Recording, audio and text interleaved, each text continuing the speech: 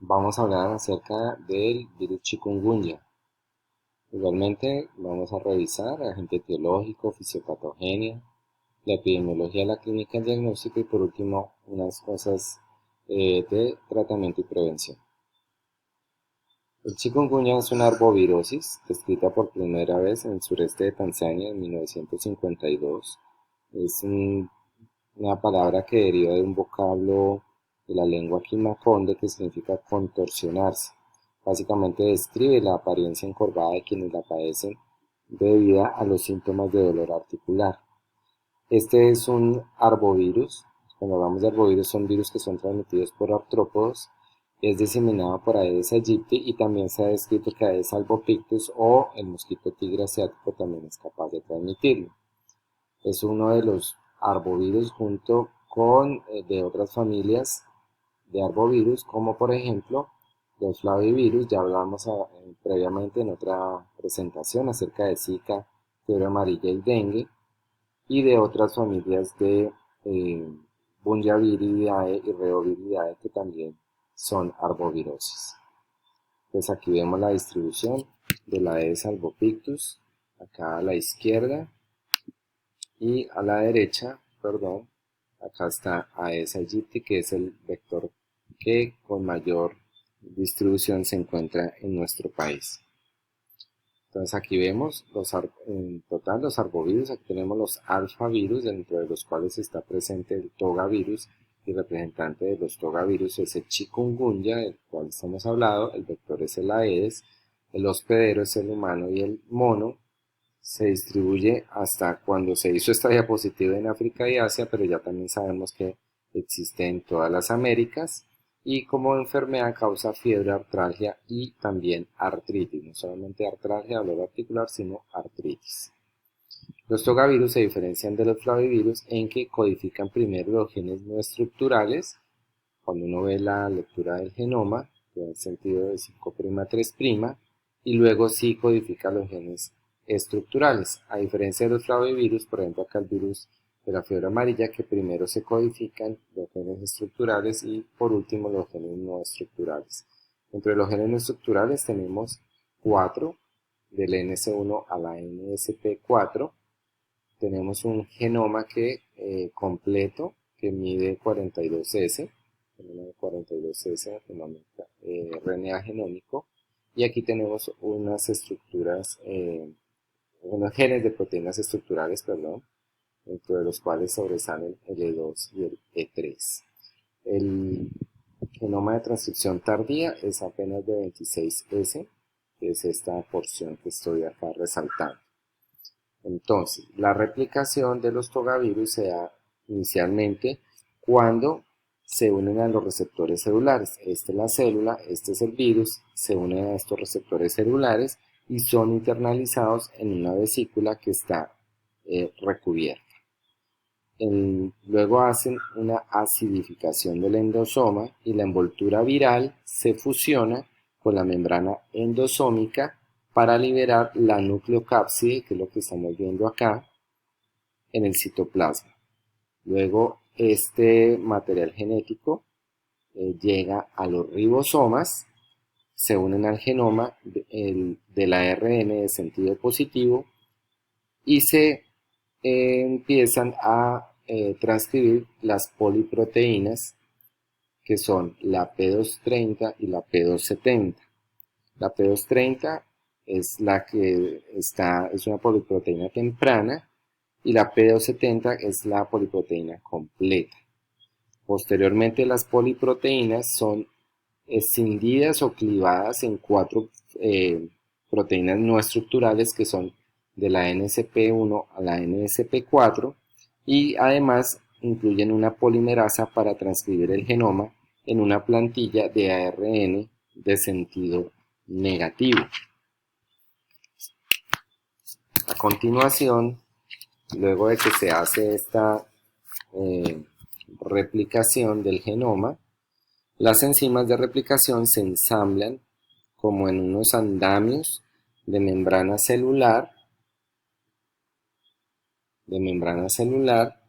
y de RNA mensajero de sentido positivo de 42 S de longitud completa y un ARN mensajero de 26 S que aparece tardíamente, en el cual codifica para las proteínas estructurales. Hay una proteína de la cápside que está presente acá, que se traduce primero y también se cliva y se expone un péptido señal, que es un péptido que se migra o llega hasta el retículo endoplásmico, donde hay unas glicoproteínas que se sintetizan y se glicosilan y se transfieren finalmente al aparato de Golgi y luego a la membrana plasmática. Las proteínas de la cápside se ensamblan ya acá al final en el ARN genómico 42S y luego se asocian con regiones de membranas citoplasmáticas y plasmáticas que contienen las proteínas con espiga, la E1, la E2 y la E3, que están presentes en la glicoproteína, y brotan de la membrana plasmática y finalmente se liberan el virus. Dentro de la transmisión tenemos acá, en el caso de la chikungunya, el vector es el Aedes. No tenemos acá, como a diferencia de otros arbovirus, que haya otro animal hospedero o huésped natural. En el caso del chikungunya no existe. En cuanto a la fisiopatogenia, pues es muy similar a lo que ocurre con virus como el Zika o virus como el dengue y la fiebre amarilla. Ojalá en un periodo de síntomas leves o asintomático, que hay un prodromo de una viremia. Luego hay unos síntomas sistémicos leves, que incluye fiebre, dolor de cabeza, escalofríos, en la cual hay infección del endotelio vascular, de los macrófagos, y dependiendo del órgano que comprometa, en particular para el chikungunya son las articulaciones. Entonces el tropismo que tenemos en particular para chikungunya son articulaciones y piel, y el efecto que genera es básicamente la muerte por la gran cantidad de ARN viral producto de la replicación y transcripción del genoma que bloquea el ARN mensajero de su unión a los ribosomas. Entonces lo que va a ocurrir es que hay una permeabilidad aumentada de la membrana celular de las células blanco, y los cambios en las concentraciones iónicas pueden alterar estas actividades enzimáticas, favoreciendo la traducción del ARN mensajero viral sobre el celular, y la célula finalmente pierde la capacidad de mantenerse debido a que toda la maquinaria de síntesis proteica está ocupada por el ARN mensajero viral. La replicación de los alfavirus y de los flavivirus inducen producción de citoquinas proinflamatorias como interferón alfa y interferón beta, y otras citoquinas que explican toda la sintomatología similar al flu o flu-like. Estimula la respuesta inmune innata y adquirida y logran finalmente el control de la infección. Los anticuerpos, que no son neutralizantes, que se fijan a los receptores Fc de las células, pueden aumentar la respuesta a la infección. Hay en general, esto ya está hablando de flavivirus, no hay una protección cruzada. En el caso de los arbovirus que causan la artritis y exantema, tenemos acá el chikungunya y el mayaro. Y en cuanto a la epidemiología, es importante recordar que hasta el año 2014 no existía chikungunya en las Américas. La incidencia se venía aumentando desde el año 2000 porque se consideraba una enfermedad prevalente desde el África Occidental, el sudeste asiático, Filipinas, y actualmente desde el 2014 les menciono, empezaron a llegar los primeros casos acá en las Antillas Menores, y posteriormente hubo diseminación de casos a todas las islas del Caribe, a Centroamérica, a México, a las zonas tropicales y subtropicales de Estados Unidos y también de Sudamérica, que fue donde llegó en total en el 2014, en total más de 60 países. Cuando miramos los mapas de 2015 y 2016 de cómo estaba el país en cuanto a distribución de casos notificados de chikungunya, ustedes ven que prácticamente todo el país estaba inundado de chikungunya, excepto pues las zonas altas del altiplano cundiboyacense, y algunas zonas también de Antioquia y del eje cafetero y de Cauca y Nariño, que pues sabemos que eh, tienen áreas cubiertas de nieve. Y en estas partes geográficas del sur del país y acá del eje cafetero, y aquí también tenemos áreas no cubiertas de nieve completamente, pero sí tenemos áreas de gran altitud donde no existe el vector. Entonces vemos las diferencias que de 2015 a 2016 no fueron mayores, prácticamente son las mismas áreas comprometidas, tal vez había disminuido un poco acá hacia Chocó y Antioquia. Y aquí vemos, cuando se analizaron los datos de 2016, cuál era el municipio que más casos reportaba chikungunya, y Cali fue de lejos el que más reportaba frecuencia relativa de casos de chikungunya. La incidencia de chikungunya por entidad territorial, aquí tenemos el promedio de Colombia, y si uno mira, pues dependiendo también de los datos por 100.000 habitantes, de la incidencia por 100.000 habitantes, pues el departamento que más casos tenía era Putumayo, seguido de Guaviare, Caquetá y Guainía.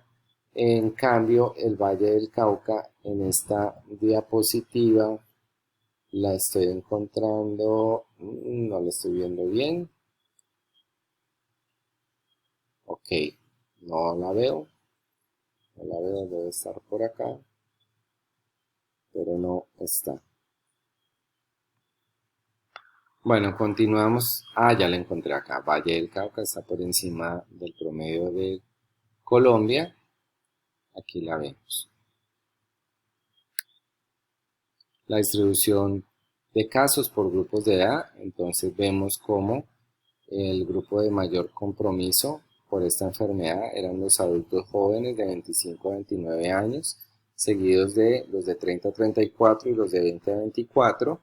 Los grupos de menor afectación fueron los niños, entre menores de 1 a 5 a 9, y los adultos mayores de 65 años. Ya después del año 2016, ustedes ven la caída dramática en el reporte de casos, y prácticamente así ha continuado. Ustedes fíjense acá en el eje de las Y, el número de casos, y ahora fíjense cómo el eje de la Y, el número de casos ya no pasa de 200 en 200, sino apenas de 5 en 5. Y vemos cómo había meses, las semanas epidemiológicas al final del año 2018, inicios de 2019, que prácticamente no hubo casos. Esto es datos a mitad del año pasado, el primer semestre del 2019. El número de casos y la incidencia, ustedes ven que cada vez menor. Y ya para finalizar todo el 2019, la incidencia acumulada de chikungunya en Colombia fue de 1,15 casos por 100.000 habitantes. Se notificaron casos procedentes de 26 entidades territoriales, 3 distritos, 121 municipios y 3 países del extranjero, y donde más casos se documentan es en Putumayo, Amazonas y Guaviare por tasas de incidencia. Si uno cuenta solamente el número de casos, Putumayo, Santander, Cundinamarca, Tolima y Valle aportaron el 50% a nivel nacional. Esto es el reporte del año 2019, como disminuyó un 18,8% en total de casos anuales de 535, una incidencia nacional de 2 por 100.000, sin letalidad. 94,2% de estos casos fueron confirmados.